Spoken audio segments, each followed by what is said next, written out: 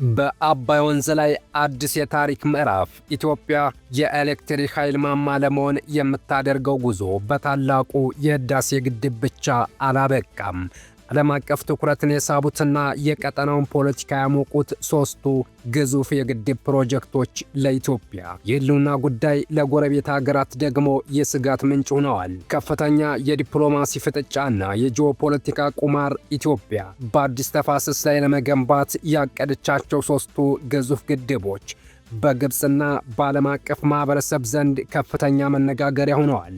ከ1600 ሜጋዋት እስከ 2100 ሜጋዋት የማመንጨት አቅም ያላቸው እነዚህ ፕሮጀክቶች የኢትዮጵያን የኢኮኖሚ ጉልበት እንዴት ይቀይሩታል? የጎረቤት ሀገራትን ስጋት እንዴት ያስታግሳሉ? ካራዶቢ፣ መንዳያ እና በቆ አቦን በቅርበት እንቃኛቸዋለን። የኢትዮጵያ የወደፊት የብልጽግና ተስፋዎች ወይንስ የቀጠናዊ ውጥረት ምንጮች? የፕሮጀክቶቹ ተግባራዊነት ኢትዮጵያን በአፍሪካ የኃይል ማማነቷን የሚያረጋግጥ ቢሆንም በዓለም አቀፍ መድረክ የሚደረገው የዲፕሎማሲ ትግል አሁንም እንደቀጠለ ነው። ኢትዮጵያ በበኩሏ ልማቴን የማፍጠንና ሕዝቤን ከጨለማ የማውጣት ሉዓላዊ መብት አለኝ በሚል ጽኑ አቋም መያዟ ጉዳዩን ወደ ዲፕሎማሲያዊ ፍጥጫ ቀይሮታል። በመጨረሻም ጥያቄው የሚሆነው ኢትዮጵያ እነዚህን ግዙፍ ፕሮጀክቶች በታቀደላቸው ጊዜ አጠናቃ የኃይል ጥማቷን ታረካ ይሆን ወይንስ የዓለም አቀፍ ፖለቲካ ተጽዕኖ ጉዞዋን ይገተዋል? የዛሬው ልዩ ዘገባችን በእነዚህ ነጥቦች ላይ ያተኩራል። እስከ መጨረሻው ድረስ አብራችሁን ቆዩ። እነዚህ ሦስት ግድቦች ተራ የኮንክሪት ክምችቶች አይደሉም። የኢትዮጵያ የኢንዱስትሪ ህልም ማገር፣ የቆረጣ መብራት ታሪክ ማብቂያና የአፍሪካ የኃይል ባንክ መገንቢያ ምሰሶዎች እንጂ። ካራዶቢ፣ መንዳያና በቆ አቦ በድምሩ ከ5700 ሜጋዋት በላይ የመሸከም አቅም ይዘው የአባይን ወንዝ ለልማትና ለጋራ ብልጽግና ለመጋራት ቆርጠው ተነስተዋል። አዲስ የሚገነቡት ሦስቱ ግድቦች ኢትዮጵያ በአባይ ተፋሰስ ላይ ለመገንባት ያቀደቻቸውና ግብፅን ጨምሮ በዓለም አቀፍ ደረጃ መነጋገሪያ የሆኑት ሦስቱ ግድቦች ካራዶቢ፣ መንዳያና በቆ አቦ ይባላሉ። እነዚህ ግድቦች ከታላቁ የህዳሴ ግድብ በላይ በወንዙ የላይኛው ክፍል ላይ የሚገነቡ ሲሆን አንደኛውና ዋነኛው የካራዶቢ ግድብ ነው። ይህ ግድብ በአባይ ወንዝ ላይ ከሚገነቡት ግዙፍ የኃይል ማመንጫዎች አንዱ ነው። በአማራና በኦሮሚያ ክልሎች ወሰን ላይ ይገኛል። የኃይል መጠኑ ወደ 1600 ሜጋዋት የኤሌክትሪክ ኃይል የማመንጨት አቅም ይኖረዋል ተብሎ ይታሰባል። ከኃይል ባሻገር ወደ ህዳሴ ግድብ የሚሄደውን ደለል በመቀነስ የህዳሴውን ግድብ ዕድሜ ለማራዘም ትልቅ ሚና ይጫወታል። ሁለተኛው የመንዳያ ግድብ ከህዳሴው ግድብ ቀጥሎ ከፍተኛ የውሃ ማጠራቀም አቅም ይኖረዋል ተብሎ የሚጠበቅ ትልቅ ፕሮጀክት ነው። ይህም በቤንሻንጉል ጉሙዝ ክልል ውስጥ ይገኛል። የኃይል መጠኑ ወደ 2000 ሜጋዋት አካባቢ የማመንጨት አቅም እንዲኖረው ታቅዷል።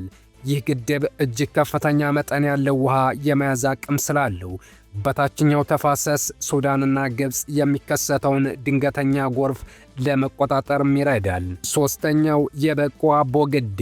ይህ ግድብ በቴክኒክ ጥናቱ መሠረት እጅግ ቀልጣፋ ተብሎ የሚታወቅ የኃይል ማመንጫ ነው። በአባይ ወንዝ ላይ በመንዳያና በካራዶቢ መካከል የሚገኝ ቦታ ነው። የኃይል መጠኑ ወደ 2100 ሜጋዋት የኤሌክትሪክ ኃይል የማመንጨት አቅም ይኖረዋል። የወንዙን ፍሰት በማስተካከል ለቀጣይ የኃይል ማመንጫዎች ወጥ የሆነ የውሃ ፍሰት እንዲኖር ያስችላል።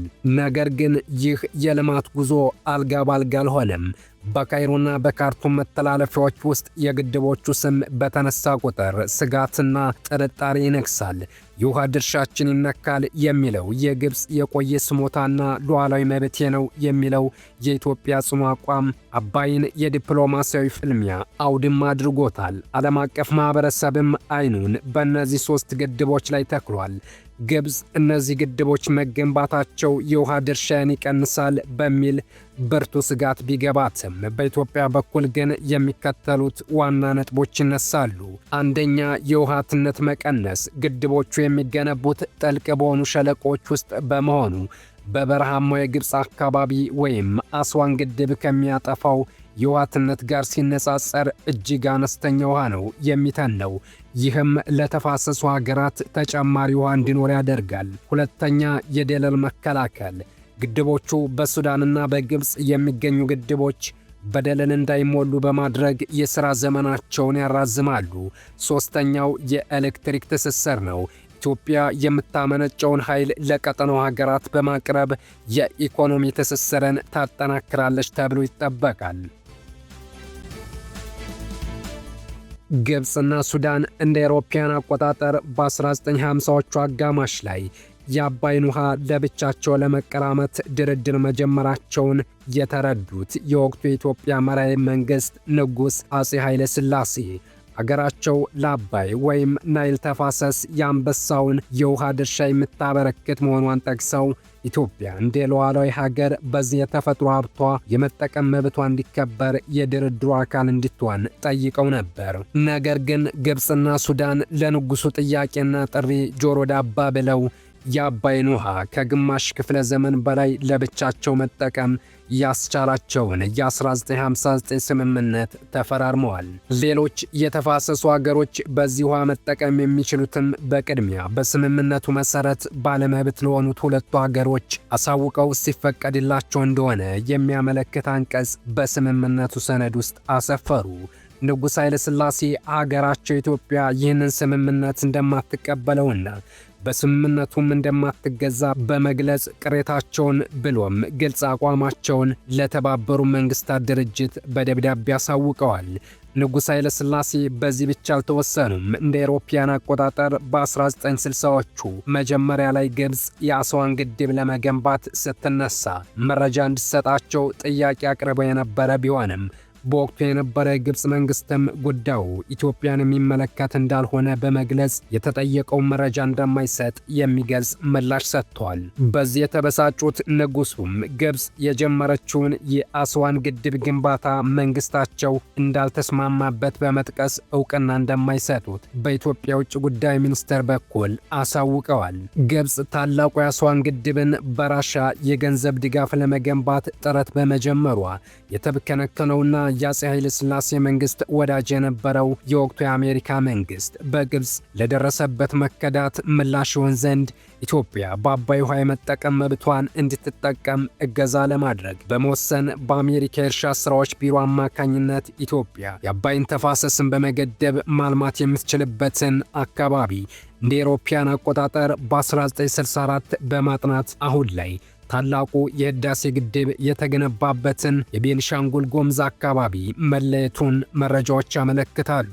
ነገር ግን ይህ ጥናት ወደ ልማት ሳይሸጋገር አፄ ኃይለ ሥላሴ እንደ አውሮፓውያን አቆጣጠር በ1974 ከስልጣን የወረዱ ሲሆን ከዚያም በኋላ በኢትዮጵያ የነበረው የእርስ በርስ ግጭት ፕሮጀክቱን ወደ መሬት ለማውረድ አስቻል ነበረም። ከኃይለ ሥላሴ ቀጥሎ የነበሩ የኢትዮጵያ መንግስታትም የግብፅን የተናጠል እርምጃዎች በይፋ ሲቃወሙ ቆይተዋል።